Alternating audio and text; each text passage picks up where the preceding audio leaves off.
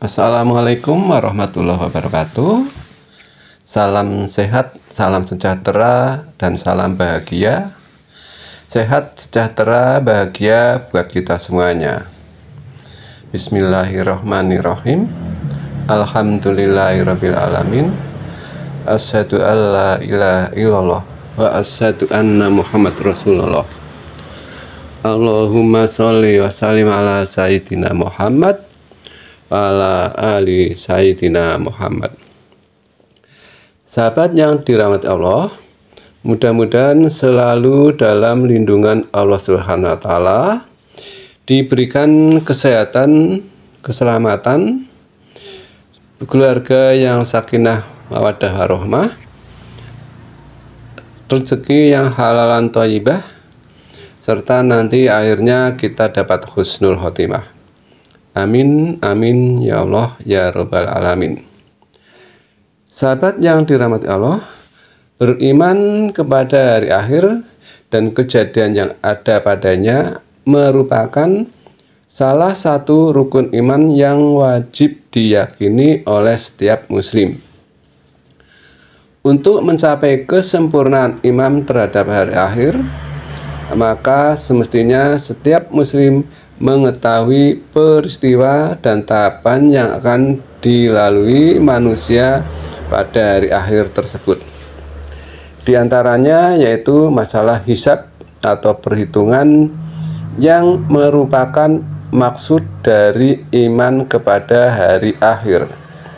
Karena pengertian dari beriman kepada hari akhir, kebangkitan adalah beriman dengan hari akhir kembalinya manusia kepada Allah Subhanahu wa taala lalu dihisab. Sehingga hakikat iman kepada hari kebangkitan adalah iman kepada hisab. Apa itu hisab?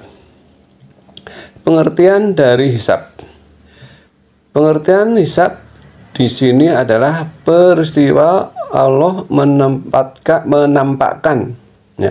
peristiwa Allah menampakkan kepada manusia amalan mereka di dunia dan menetapkannya, atau Allah mengingatkan dan memberitahuan kepada manusia tentang amalan kebaikan dan keburukan yang telah mereka lakukan. Syekhul Islam Ibnu Taimiyah menyatakan Allah akan menghisab seluruh makhluk dan berhalwat kepada seorang mukmin lalu menetapkan dosa-dosanya.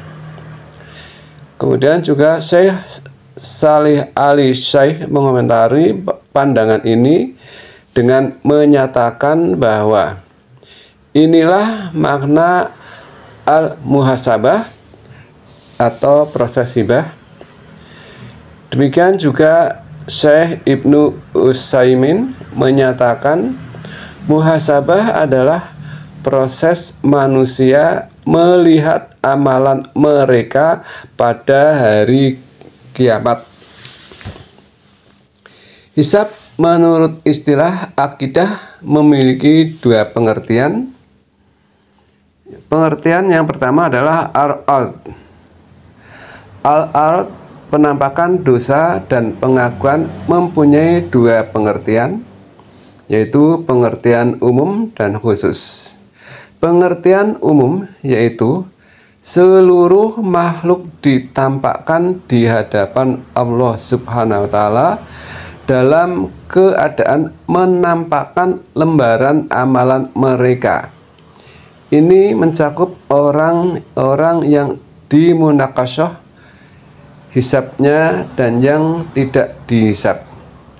Kemudian yang kedua, pemaparan amalan maksiat kaum mukminin kepada mereka. Penetapannya merahasiakan atau tidak dibuka di hadapan orang lain atau secara khusus, dan pengampunan Allah atas hisab. Demikian ini dinamakan hisab yang ringan atau hisab yasir.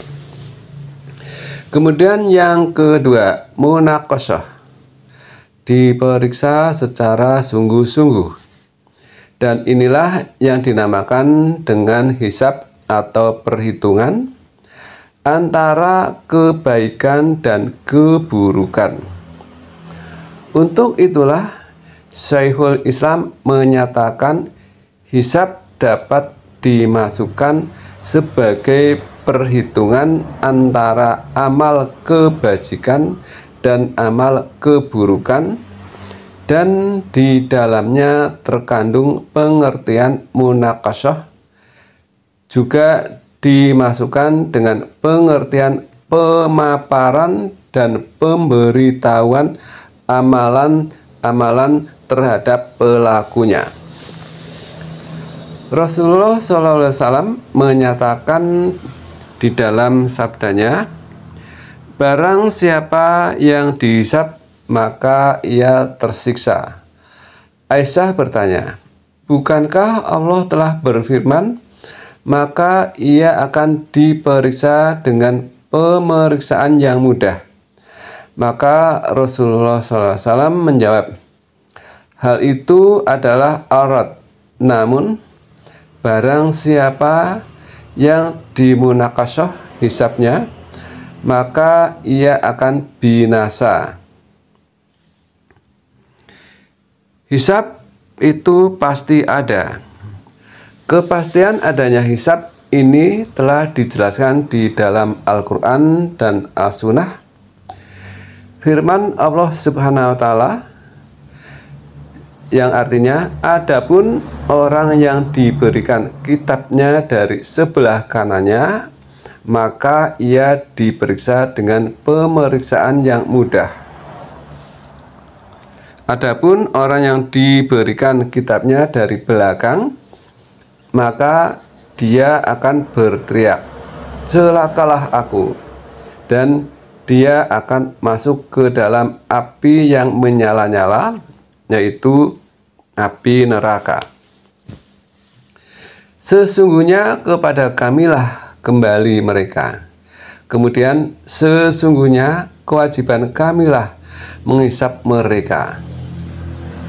Surat Al-Ghasyiyah ayat 25-26. Pada hari ini tiap-tiap jiwa diberi balasan dengan apa yang diusahakannya. Tidak ada yang dirugikan pada hari ini. Sesungguhnya Allah amat cepat hisabnya. Surat Al-Mu'min ayat 17. Sedangkan dalil dari sunnah Rasulullah SAW, diantaranya hadis yang diriwayatkan Imam Muslim dari Aisyah dari Rasulullah SAW, beliau berkata, tidak ada seorang pun yang dihisab kecuali binasa. Aku, Aisyah, bertanya, wahai Rasulullah, bukankah Allah berfirman, pemeriksaan yang mudah? Beliau menjawab, itu adalah ar-rad. Namun barang siapa yang diperiksa hisabnya, maka binasa. Imam Ibnu Abil menjelaskan makna hadis ini adalah seandainya Allah memeriksa dengan menghitung amalan kebajikan dan keburukan dalam hisabnya, tentulah akan mengazab mereka dalam keadaan tidak menzalimi mereka sedikit pun. Namun Allah memaafkan dan mengampuninya. Demikian juga umat Islam sepakat atas hal ini, sehingga apabila seorang mengingkari hisab, maka ia telah berbuat kufur dan pelakunya sama dengan pengingkar hari kebangkitan. Hisab manusia dan jin. Syekhul Islam menyatakan Allah akan menghisab seluruh makhluknya. Dari pernyataan Syekhul Islam menjelaskan bahwa Allah akan menghisap seluruh makhluknya, namun ini termasuk menggunakan lafaz bermakna umum, tapi yang dimaksud adalah tertentu saja, yaitu khusus yang Allah bebani syariat. Karena pemberlakuan proses hisab itu pada amalan baik dan buruk hamba yang mukallaf mencakup manusia dan jin. Begitu pula Syekh Ibnu Utsaimin menyatakan bahwa hisab ini juga mencakup jin karena mereka mukallaf. Oleh karena itu, jin kafir masuk ke dalam neraka sebagaimana disebutkan menurut nas syariat dan ijma. Firman Allah Subhanahu wa taala menyebutkan, Allah berfirman, "Masuklah kamu sekalian ke dalam neraka bersama umat-umat jin dan manusia yang telah terdahulu sebelum kamu." Al-A'raf ayat 38. Yang mukmin masuk surga menurut mayoritas ulama, dan ini yang benar sebagaimana ditunjukkan oleh firman Allah. Dan bagi orang yang takut saat menghadap Rabb-nya ada 2 surga. Maka nikmat Rabb kamu yang manakah yang kamu dustakan? Kedua surga itu mempunyai pohon-pohonan dan buah-buahan. Maka nikmat Rabb kamu yang manakah yang kamu dustakan? Di dalam kedua surga itu ada 2 buah mata air yang mengalir. Maka nikmat Rabb kamu yang manakah yang kamu dustakan? Di dalam kedua surga itu terdapat segala macam buah-buahan yang berpasangan-pasangan. Maka nikmat Rabb kamu yang manakah yang kamu dustakan? Mereka bertelekan di atas permadani yang sebelah dalamnya dari sutra, dan buah-buahan kedua surga itu dapat dipetik dari dekat. Maka nikmat Rabb kamu yang manakah yang kamu dustakan? Di dalam surga itu ada bidadari-bidadari yang sopan, menundukkan pandangannya, tidak pernah disentuh oleh manusia sebelum mereka, penghuni-penghuni surga yang menjadi suami mereka, dan tidak pula oleh jin. Ar-Rahman ayat 46-56. Dikecualikan dalam hal ini yaitu mereka yang masuk surga tanpa hisab maupun azab. Begitu pula dengan hewan yang tidak memiliki pahala dan dosa. Adapun orang kafir, apakah dihisab atau tidak? Dalam permasalahan ini, para ulama berselisih pendapat. Di antara mereka ada yang berpendapat bahwa orang kafir tidak dihisab, sedangkan sebagian lainnya mengatakan mereka dihisab. Syekhul Islam mendudukkan permasalahan ini dengan pernyataan beliau rahimahullah, pemutus perbedaan dalam masalah ini, yaitu hisab dapat dimaksudkan dengan pengertian pemaparan dan pemberitahuan amalan mereka serta celaan terhadap mereka. Dapat juga dimaksudkan dengan pengertian perhitungan antara amal kebajikan dengan amal keburukan. Apabila yang diinginkan dengan kata hisab adalah pengertian pertama, maka jelaslah mereka dihisab.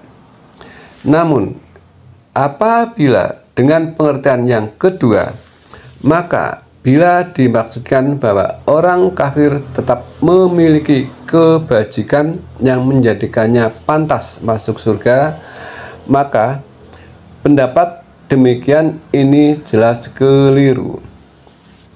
Tetapi bila yang dimaksudkan mereka memiliki tingkatan-tingkatan dalam menerima azab, maka orang yang banyak dosa kesalahannya, azabnya lebih besar dari orang-orang yang sedikit dosanya, kesalahannya, dan orang yang memiliki kebajikan maka diringankan azabnya. Sebagaimana Abu Talib lebih ringan azabnya dari Abu Lahab. Allah berfirman, orang-orang yang kafir dan menghalangi manusia dari jalan Allah, kami tambahkan kepada mereka siksaan di atas siksaan disebabkan mereka selalu berbuat kerusakan. Surat An-Nahl ayat 88. Sesungguhnya mengundur-undur bulan haram itu adalah menambah kekafiran. Surat At-Taubah ayat 37. Apabila azab sebagian orang kafir lebih keras dari sebagian lainnya karena kebanyakan dosa dan sedikitnya amalan kebaikan, maka hisab dilakukan untuk menjelaskan tingkat azab, bukan untuk masuk surga. Dengan penjelasan Syekhul Islam tersebut, maka hisab di atas maksudnya adalah dalam pengertian menghitung, menulis, dan memaparkan amalan-amalan kepada mereka, bukan dalam pengertian penetapan kebaikan yang bermanfaat bagi mereka pada hari kiamat untuk ditimbang melawan amalan keburukan-keburukan mereka. Allah Subhanahu wa Ta'ala berfirman, mereka itu orang-orang yang kufur terhadap ayat-ayat Rabb mereka dan kufur terhadap perjumpaan dengan Dia. Maka hapuslah amalan-amalan mereka, dan kami tidak mengadakan suatu penilaian bagi amalan mereka pada hari kiamat. Surat Al-Kahfi ayat 105. Amalan orang kafir di dunia. Amalan kebaikan yang dilakukan orang kafir di dunia terbagi menjadi dua. Pertama, yang disyaratkan pada Islam dan niat. Amalan-amalan ini tidak diterima dan tidak bermanfaat baginya di dunia dan di akhirat. Kedua, amalan yang tidak disyaratkan Islam padanya seperti keluhuran budi pekerti, menunda penagihan hutang bagi yang tidak mampu membayar, dan lain-lainnya. Amalan-amalan ini akan diberi balasan di dunia. Syekh Khalil Haras menyatakan, yang benar adalah semua amalan kebaikan yang dilakukan orang kafir hanya dibalas di dunia saja, hingga bila datang hari kiamat ia akan mendapati lembaran kebaikannya kosong. Demikian ini karena Allah berfirman, dan kami hadapi segala amalan yang mereka kerjakan, lalu kami jadikan amal itu bagaikan debu yang berterbangan. Surat Al-Furqan ayat 23. Orang-orang kafir kepada Rabb-nya, amalan-amalan mereka adalah seperti abu yang ditiup angin dengan keras pada suatu hari yang berangin kencang. Mereka tidak dapat mengambil manfaat sedikit pun dari apa yang telah mereka usahakan di dunia. Yang demikian itu adalah kesesatan yang jauh. Surat Ibrahim ayat 18. Ada pendapat lain yang menyatakan amalan kebaikan mereka di dunia dapat meringankan azab mereka. Namun pendapat ini, amalan kebaikan yang tidak disyaratkan Islam padanya pada hari kiamat akan mendapatkan balasan untuk menutupi kezalimannya terhadap orang lain. Apabila antara kezalimannya seimbang dengan amalan tersebut, maka ia hanya diazab disebabkan oleh kekufurannya saja. Namun, bila orang kafir ini tidak memiliki amalan kebaikan di dunia, maka ditambahkan azabnya yang disebabkan kekufurannya. Kemudian bagaimana cara hisab? Cara hisab dilakukan dalam satu waktu, dan Allah Subhanahu wa Ta'ala sendiri yang akan melakukannya, sebagaimana dijelaskan Rasulullah SAW dalam sabda beliau, "Tidak ada seorang pun dari kalian kecuali akan diajak bicara Rabb-nya tanpa ada penterjemah antara dia dengan Rabb-nya."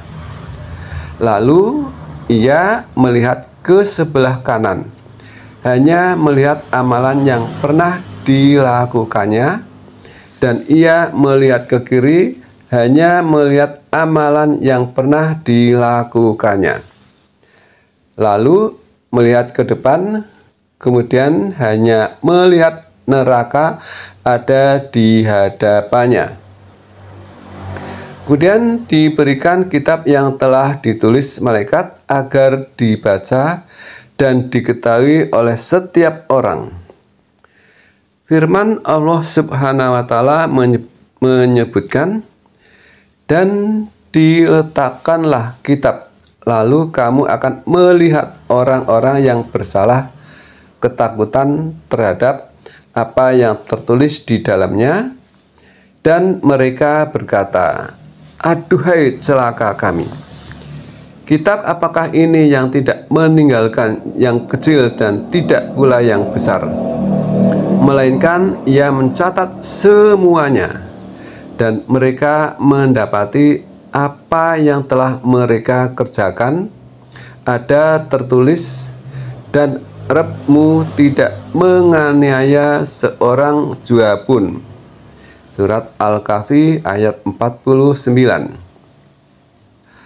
Allah Subhanahu wa Ta'ala memang menulis semua amalan hambanya, yang baik maupun yang buruk, sebagaimana firman-Nya, "Barang siapa yang mengerjakan kebaikan seberat zarah pun, niscaya dia akan melihat balasannya.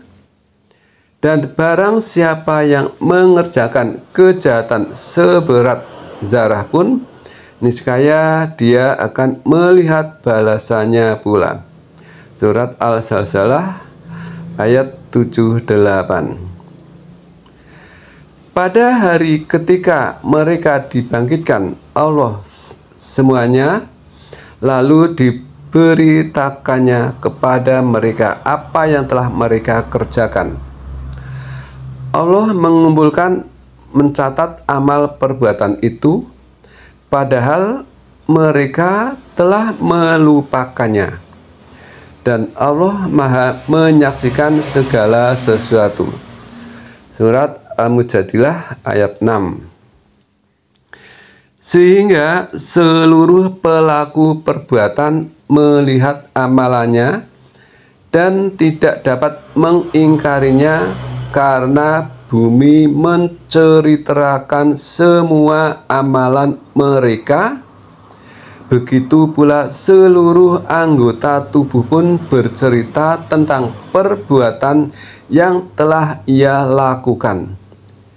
Dijelaskan dalam firman Allah Subhanahu wa Ta'ala, apabila bumi digoncangkan dengan goncangannya yang dahsyat, dan bumi telah mengeluarkan beban-beban berat yang dikandungnya, dan manusia bertanya, mengapa bumi jadi begini?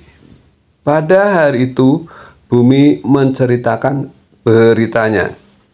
Surat Al-Zalzilah ayat 1-4. Pada hari ini kami tutup mulut mereka, dan berkatalah kepada kami tangan mereka, dan memberi kesaksian kaki mereka terhadap apa yang dahulu mereka usahakan. Surat Yasin ayat 65. Cara hisab seorang mukmin dan kafir. Allah Subhanahu wa Ta'ala yang Maha Pengasih dan Maha Lembut tidak menghisab kaum mukmin dengan munakasyah, namun mencukupkan dengan al-arad.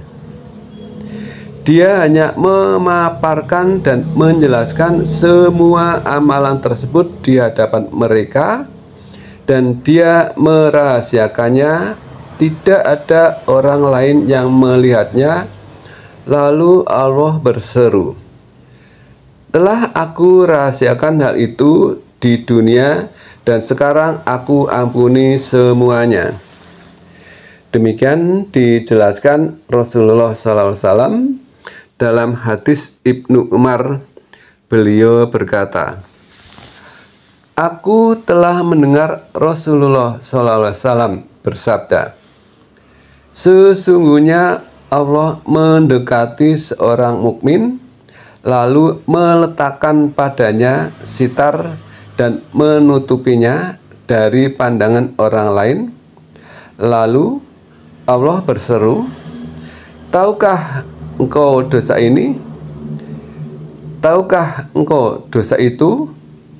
Mukmin tersebut menjawab, ya wahai Robku, hingga bila selesai menyampaikan semua dosa-dosanya, dan mukmin tersebut melihat dirinya telah binasa. Allah berfirman, aku telah merahasiakan atau menutupi dosa-dosa itu di dunia, dan aku sekarang mengampunimu. Lalu ia diberi kitab kebaikannya.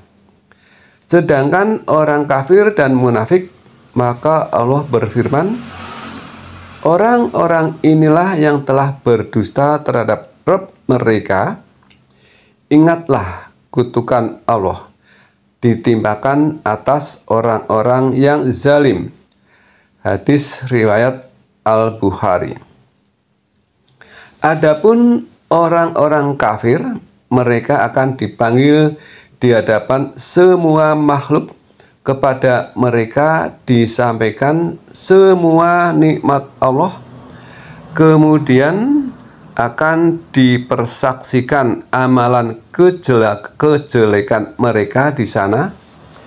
Dan dijelaskan dalam hadis Abu Hurairah, ia berkata, Rasulullah SAW bersabda, lalu Allah menemui hambanya dan berkata, wahai fulan, bukankah aku telah memuliakanmu, menjadikan engkau sebagai pemimpin, menikahkanmu dan menundukkan untukmu kuda dan unta, serta memudahkanmu memimpin dan memiliki harta banyak?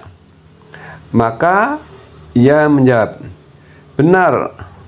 Allah berkata lagi, apakah engkau telah meyakini akan menjumpaiku? Maka ia menjawab, "Tidak."